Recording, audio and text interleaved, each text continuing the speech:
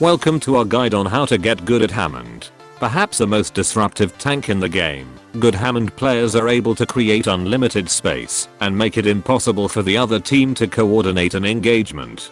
For whatever fucking reason, the developers decided that the tankiest hero in the game should also be the fastest. Using his ball mode, players are able to cover tremendous distances in a fraction of time.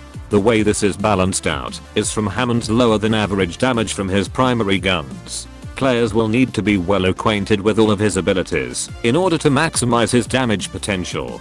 We'll first start with the grapple, which is on a tiny cooldown and can be used to propel any slightly competent player anywhere they choose. In terms of positioning, this allows players to be wherever they are needed at any time during a match. If a low mobility healer is getting dived in the back lines, a Hammond player can be assisting them faster than a 9-year-old claims to have slept with your mother on Xbox Live. Very likely, the Hammond player will be the last person alive during a lost fight. With this in mind, getting out with your life will both deny ultimate charge for the other team, as well as charge the ultimates for your own healers faster than they considered possible.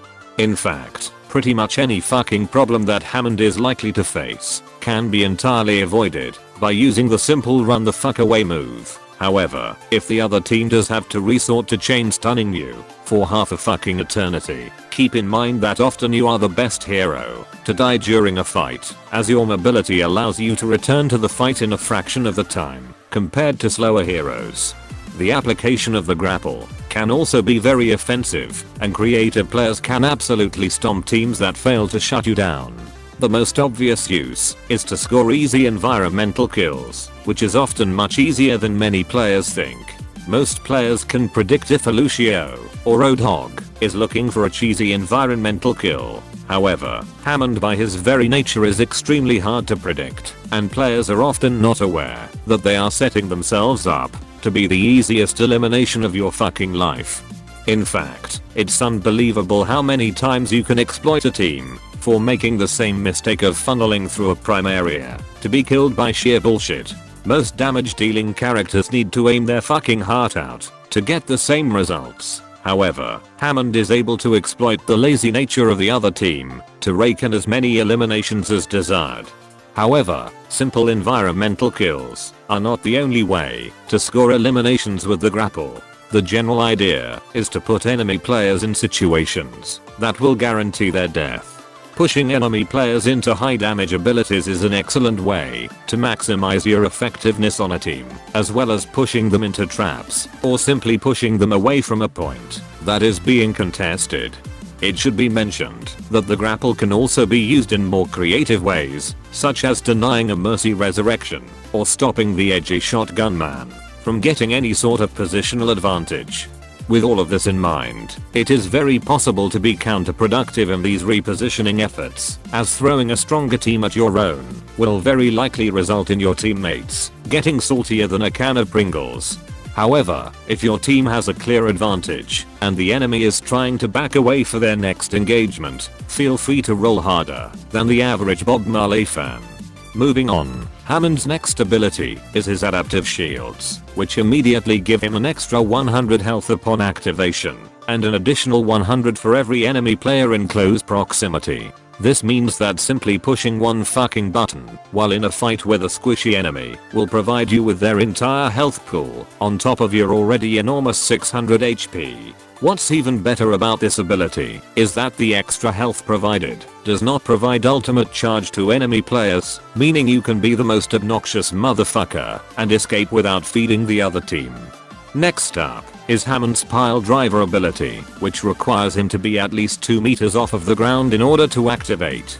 Gaining height can be done through the grapple, obstacles, ledges, and even the payload itself. An easy way to activate it consistently is to hold the crouch button as you roll backwards into a ledge. The ability naturally pushes Hammond slightly forward, meaning that he will land safely next to the ledge as soon as it detects that he is far enough off the ground to perform the action. With this in mind, it can also be used to save players from being pushed off of the map, as the forward motion will cancel out any previous momentum. Landing directly on top of a target will deal an enormous 100 damage and knock them up into the air in a predictable motion. Because of this predictability, players are able to combo with competent Widow players for the easy headshots, or pair with McCree for the easiest high noon kills he's ever experienced. Enjoy those endgame endorsements. Furthermore, the pile driver is exceptionally good at charging the ultimate ability, as merely activating it a few times in a tightly clumped team can make it one of the fastest charging ultimates of any character.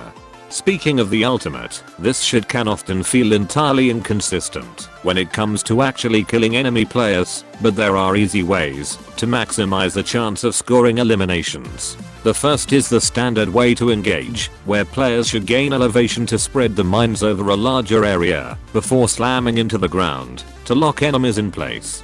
This works most effectively with low mobility healers, but often tanks will be shredded due to their larger hitboxes. Of course, the danger zone that the mines create should be exploited as much as possible, and good positioning will allow players to push idiots directly into your enormous balls of death.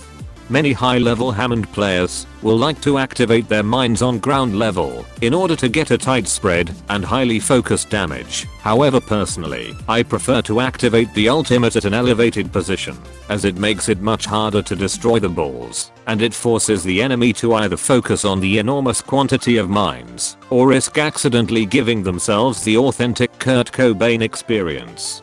A good way to use the ground level technique is when trying to block off entrance to a specific point of contention. Alternatively, a Genji will immediately die if they get anywhere near the minefield. So just spread that shit as soon as you hear him yelling Japanese and experience the easiest kill you'll ever get. With all the abilities in mind, it is important to look at Hammond's role on a team. Due to his absurd amount of health and insane mobility, it is often a reasonable strategy to simply body block shots if your squishier teammates are in danger of dying. Much of the time, they'll be able to heal you through any type of damage you manage to receive, and dying in place of a teammate will always be preferable, considering the speed at which you'll be able to return to the fight. This type of body blocking can be taken to extreme levels, as throwing yourself in front of a charging Reinhardt will always be a good decision, providing you stop another member of your team from taking the pin. Don't forget to yell the words, "Get down, Mr. President," over the voice chat.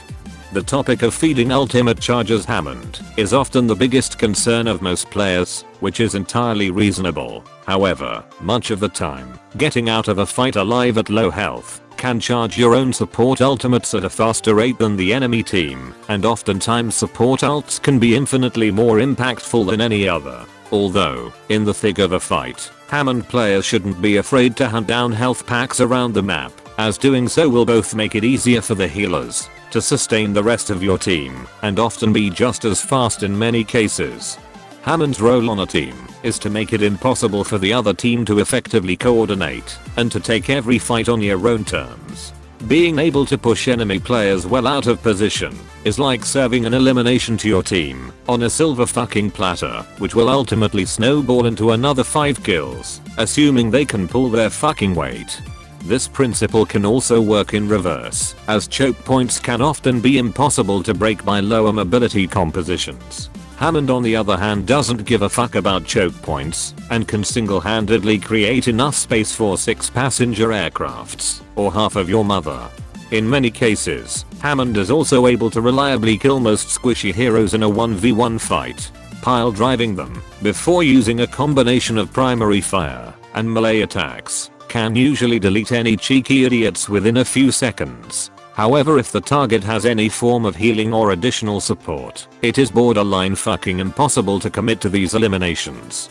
Another function that Hammond excels at is stalling an objective. This works especially well if there is a central tethering point that can be used to anchor onto.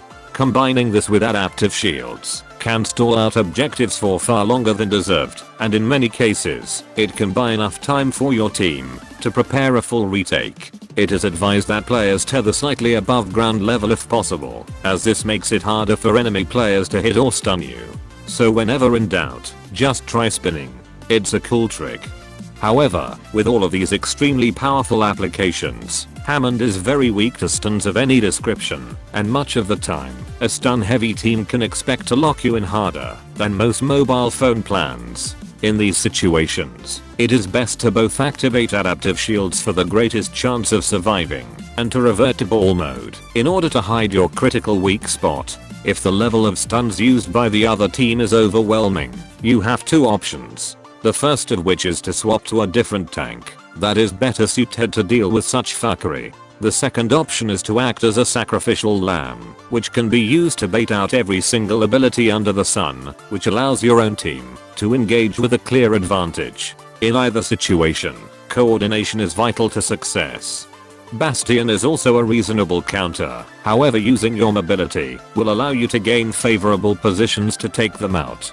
Committing an ultimate is recommended, as they are almost impossible to escape, and many teams who play around Bastion will die quicker than the children of anti-vaccination Facebook mothers.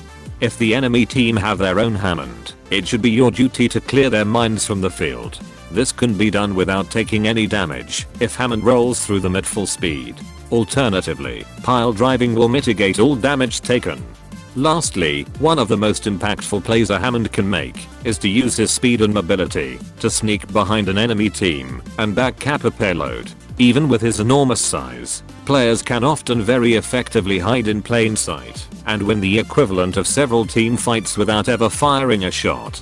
This concludes today's guide on how to get good at Hammond. You will now be as skilled as a South Korean martial arts master and as oppressive as the North Korean government. Subscribe for more videos that both cause and cure depression. But until next time, have fun and embrace the bullshit.